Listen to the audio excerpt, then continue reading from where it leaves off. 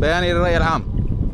بعد النصر التاريخي في تل أبيض على جحافل داعش الإرهابي، نؤكد للرأي العام بأن غرفة عمليات بركان الفرات طيلة مرحلة العمليات الميدانية ضد داعش حافظت على معيار حقوق الإنسان بصون حياة المدنيين في زمن الحرب، ولم تخرق أي حالة إنسانية في هذه السياق وفق المعطيات على الأرض، وذلك بخلاف الحملة الإعلامية الموتورة ضد مقاومة بركان الفرات ضد الإرهاب في الوقت الذي فرض تنظيم داعش سياسة التهجير القسري على السكان بعد عمليات النهب من قبل عناصرهم، بدليل أن غالبية القرى التي تحررت كانت خالية من السكان بعدما أفرغت بالكامل من قبل داعش، وفجرت الكثير من المنازل، وكما زرعت الآلاف من الألغام في منازل المدنيين وأراضيهم الزراعية. بالتوازي مع هذا التهجير الممنهج من قبل داعش التنظيم الإرهابي، إننا في بركان الفرات ناشدنا جميع الأهالي باتخاذ تدابيرهم لحماية أنفسهم في مناطق الحرب، بعكس المزاعم الزائفة من قبل الجهات المعادية لحقيقة الثورة السورية والتلاحم الوطني. وعليه نعلن مجددا بأننا نعمل على الحفاظ على النسيج الديمغرافي والسكاني لمنطقة تل أبيض وضمن الرؤية الوطنية الجامعة.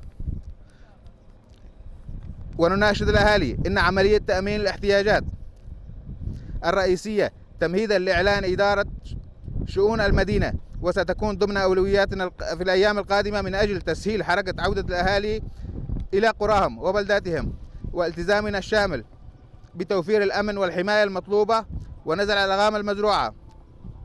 فأولوياتنا بتطبيق معايير حقوق المعروفة للتعاطي مع القضايا الشائكة.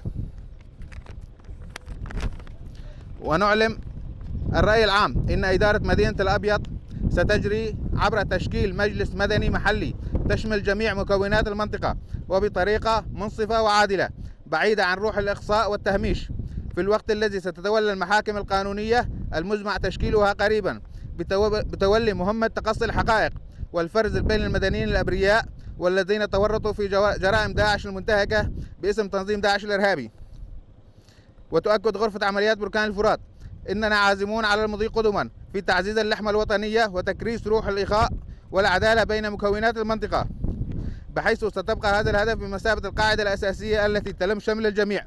وإننا نعاهد شعبنا السوري مجددا بأن إزالة السواد على ترابنا الغالي سيتبعه تمتين أواصر المحبة والتلاحم تبعا لتكريس قواعد العدالة الاجتماعية والحرية والكرامة الإنسانية. غرفة عمليات بركان الفرات 19/6/2015. وشكرا.